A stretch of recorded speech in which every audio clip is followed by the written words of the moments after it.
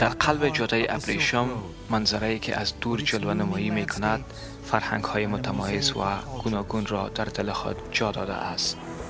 افغانستان دارای تاریخ بسیار کهن می باشد. مگر در جریان چند سال اخیر جنگ بسیاری از آثار فرهنگی این کشور از بین رفت. بالاخره در نتیجه یک اکتشاف غیر منتظره گنج‌های طلایی درها برای یک امید روشن بازگردید که قبلا چنین تصور می شد که برای همیشه مفقود گردیده باشد. البته این کار اشخاص شجاعی بود که به منظور حفظ این آثار جانهایشان را به مخاطره انداخته بودند. قصه ای که امروز باید با جهانیان در میان گذاشته شود.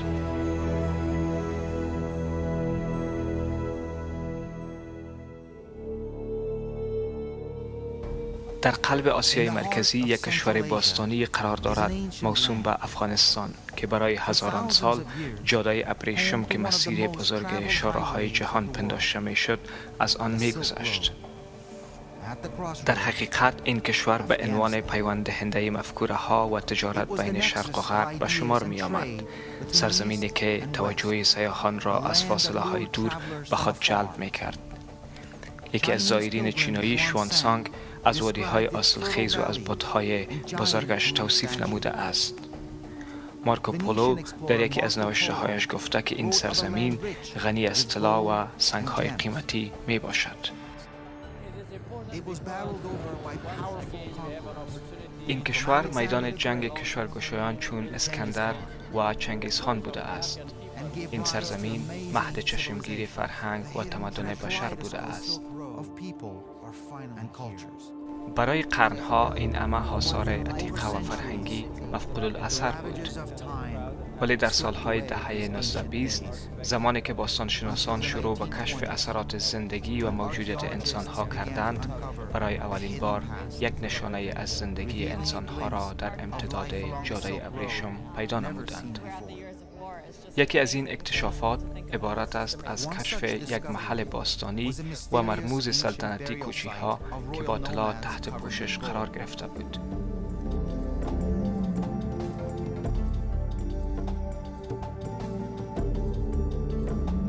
زمانی که در سال 1979 افغانستان مورد تجاوز شوروی سابق قرار گرفت، کارهای حفاری به طور ناگهانی متوقف شد. تقریبا آغاز دهه سوم جنگ در افغانستان بود که جنگ‌های داخلی در کشور در گرفت و متعاقب آن خشونت‌های طالبان به اوج خود رسید. میلیون‌ها نفر دیارشان را ترک نمودند، ولی آنهایی که در کشور باقی ماندند خطرات زیادی آنها را تهدید می‌نمود.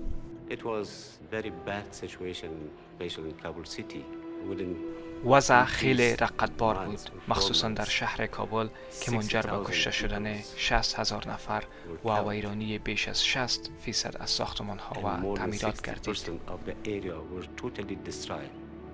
با وصف خطرات، آقای فیروزی و بقیه کارمندان موزیم ملی در کابل ماندند تا از آثار تاریخی ملت خود حمایت و حراست نمایند. ما تلاش کردیم تا از بقیه آثار فرهنگی خود حفاظت نماییم. این آثار برای ما حتی بیشتر از جان ما ارزش داشت. اما متاسفانه در سال 1993 موزیم ملی کابل که خانه بزرگ مجموعه آثار تاریخی جاده ابریشم پنداشته میشد، مورد بمباردمان قرار گرفت.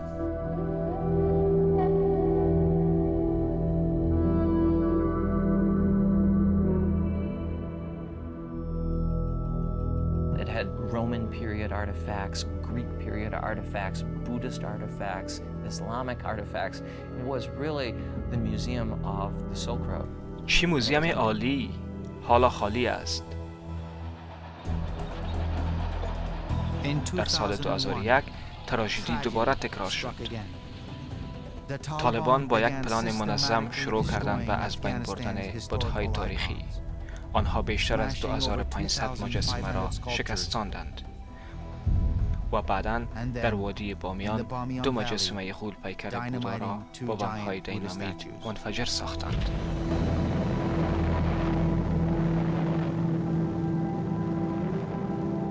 حرکتی که دنیا را تکان داد.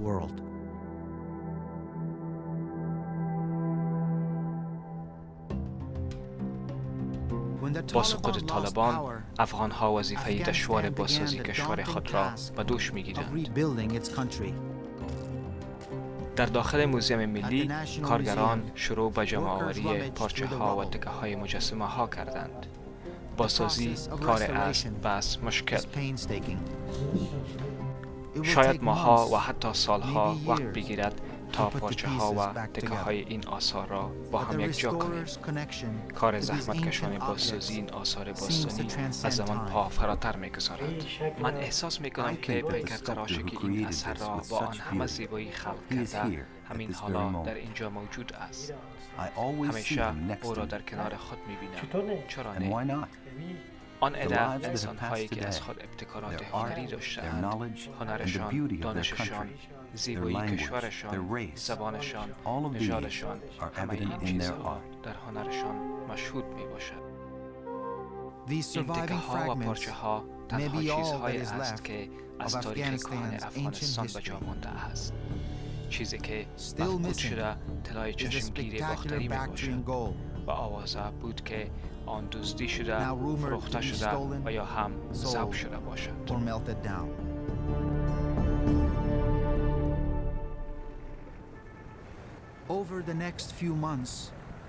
بعد از چند ماه شهر کابل شاهد آرامش نسبی بود.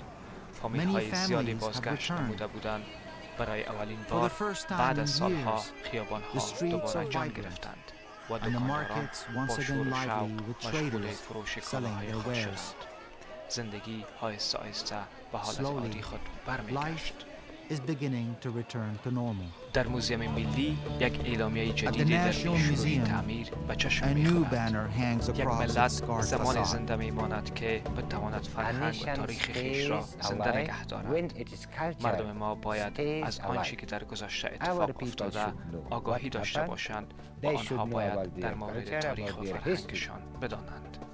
مدیر موزیم مصمم است که این موزیم را دوباره به پا ایستاد کند، گرچه بسیار کمی از مجموعه اصلی آثار آن به جا مانده است. اما در سال 2003 یک خبر باور نکردنی، دولت افغانستان اعلان نمود آثاری که فکر میشد برای همیشه مفقود گردیده باشد دوباره در قصر ریاست جمهوری افغانستان پیدا شد.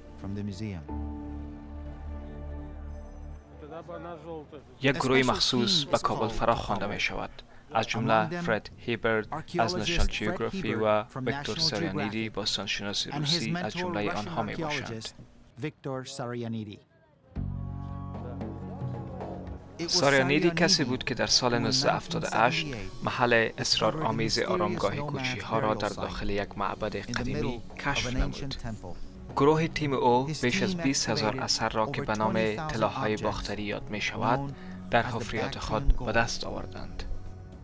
چیزهای زیادی هنوز در دل خاک خفته بود، مگر با فرا رسیدن زمستان بسیار سرد، تهدیدات شورشیان و نزدیک شدن متجاوزین روسی سبب آن شد که ساریانیدی و تیمش آنجا را ترک کنند. او طلاهای باختری را مخفیانه در داخل خریطه‌های کاغذی گذاشته و با سرویس عازم کابل شد. طلاها را به خاطر حفاظت بیشتر به موزیم ملی سپرد. او حالا امیدوار است که بعد از 20 سال این طلاهای گرانبهای باختری شاید به عوض از بین رفتن در جای پنهان شده باشد. بالاخره آنها به کاخ ریاست جمهوری برای باز کردن صندوق‌های خزانه احضار شدند.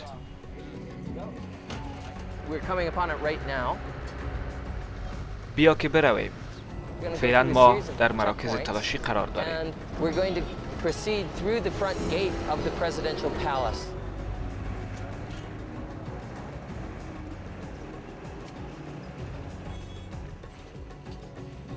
مامورین دولت و موزیم با هم یک جا می شوند. از فرد خواستند تا در تهیه لیست طلاها در صورت پیدا شدن آنها کمک نماید. مگر ویکتور یگانه شخصی است که قادر به شناسایی اصالت طلاها می باشد. آنها صندوقها را باز می کنند. باز کردن صندوقها به یک مشکل برخورد می کنند. کلیدها گم شدند. یگانه راه حل این است که کارگران اره آهنگری را بیاورند.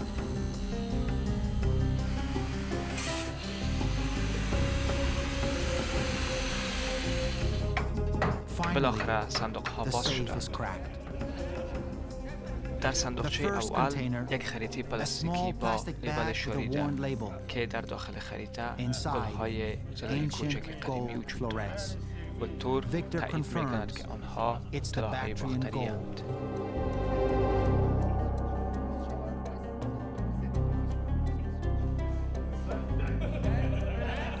بر علاوه طلا از صندوق‌ها دیگر آثار گمشده موزیم ملی کابل به دست می‌آید. از جمله چیزهای دیگری که به چشم می‌خورد آثار با ارزش اند که افغان‌های با شهامت با قبول خطرات جانی به طور مخفیانه آنها را در اینجا پنهان کرده بودند.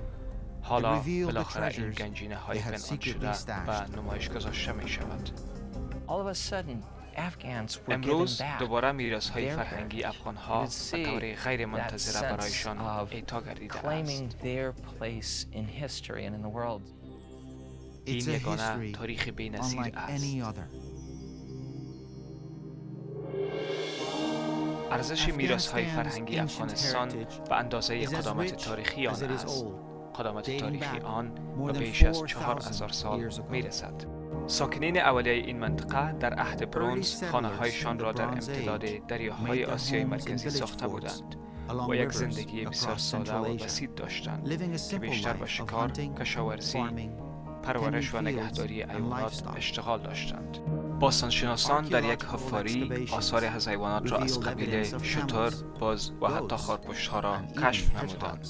این ساکنین یک بخش عمده از تمدن باستان را تشکیل داده که همیشه در داد و ستد و تبادل افکار و اشیا با مردمان دوردست مشغول بودند. یک تحول که نتایج متعجب کننده را در قبال داشت. در عصر برنز در منطقه تپه فلود باستانشناسان بعضی آثار تاریخی را کشف نمودند و یک جام طلایی، البته شکل هندسی آن به 7000 سال قبل برمیگردد. یک کاسه طلایی مزین شده نشان دهنده آثار مناطق دوردست بود. گاوی ریشدار شکل آثار مسوپتامیایی یا عراق امروزی را داشت.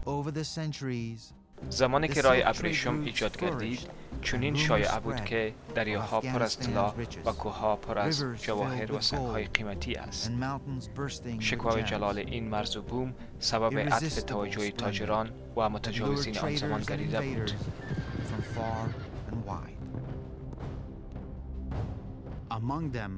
در میان آنها 2500 سال قبل از امروز اسکندر کبیر از آسیای مرکزی عبور و امپراتوری فارس را تسخیر نموده و تعمیرهای بزرگ شهرهای یونان قدیم را در امتداد این مناطق اعمار نمود. یکی از بزرگترین آنها موسوم به آی خانم به معنی مهبانو است. این شهر یک شهر بزرگ و پیچیده است که یک ساحه بسیار وسیع و بزرگ را احتوا می‌کند. در قسمت مرکزی آن یک قصر مجلل با ستون‌های شکل کورینتین و یک تالار به انتها که گنجایش بیش از چند هزار تماشاچی را دارد دیده می‌شود. آی خانم تا سال 1961 مفقود الاثر بود و کشف آن در حقیقت نشانه اولین شهر یونان قدیم در آسیای مرکزی پنداشته می شود. یک گروه از باستانشناسان تحت رهبری آقای پال برنارد در جریان 15 سال هزاران اثر تاریخی را کشف نمودند. بعضی از این آثار نمونه از آثار یونان قدیم بوده، در حالی که بقیه آنها مخلوط از فرهنگ‌های مختلف شرق و غرب می باشد. این بشقاب نقره‌ای یک مخلوط شکل یونانی و غرب آسیا می باشد. این گودی سبک و شیوه سوریایی را دارد و توسط نایکی یا الهه پیروزی یونان رانده می شد. زمانی که در سال 1979 افغانستان مورد تجاوز شوروی سابق قرار گرفت، کارهای حفاری به طور ناگهانی متوقف شد. این محل تاریخی در جریان 3 دهه اخیر جنگ در اثر بمباردمان‌ها و چور چپاول کاملا از بین رفت. اینجا و اکثر جاهای دیگر به سرنوشت مشابه دچار شده اند. رازهایشان برای همیشه مدفون مانده است. ما برای ابد از حکایاتشان محروم خواهیم ماند. We'll never know the life history of the artifacts that were buried with ancient people or used by the people. این تخریب دست جمعی میراث کهن افغانستان توجه دنیا را به خود جلب نمود و بالاخره باعث به وجود آمدن پلان خارق العاده گردید که عبارت بود از بردن این آثار که مشمول طلاهای مشهور باختری نیز میشد و نمایشگاه ها.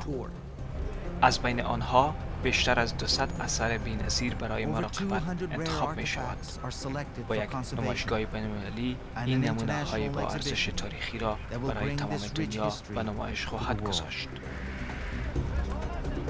این آثار تاریخی تحت تدابیر شدید امنیتی به میدان هوایی کابل منتقل می گردد. صندوق های پر از آثار تاریخی با دقت فهرست بندی شده و به طیاره بار می شود و آخرین اسناد مربوطه امضا می شود.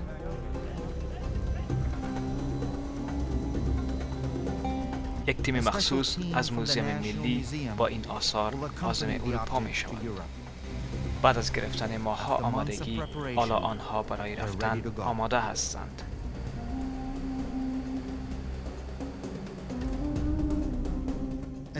طیاره از فراز کوههای هندوکش عبور می کند و آنها تا فردا به پاریس خواهند رسید.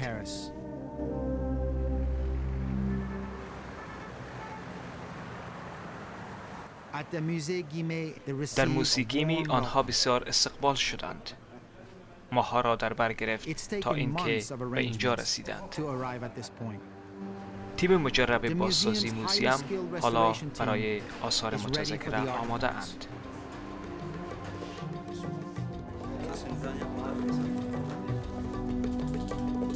تمام آثار و اشیا به طور بسیار محتاطانه مورد بررسی قرار گرفته و از آنها عکسبرداری می شود.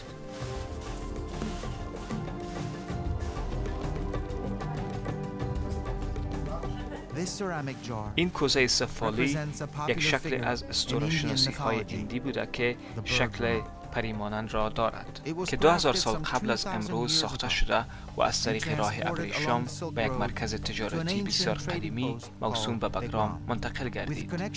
بگرام یک مرکز تجارتی بسیار مشهور بود، جایی که امتعه تجارتی مورد خرید و فروش قرار می گرفت.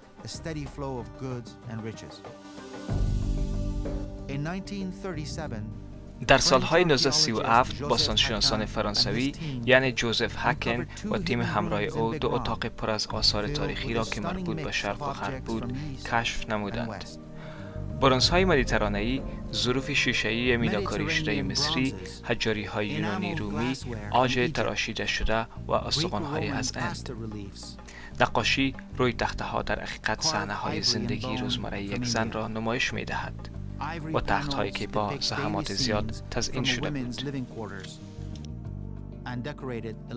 حتی امروز هیچ کس نمی‌داند آیا این گنج مربوط به دوره سلطنتی کوشانی ها است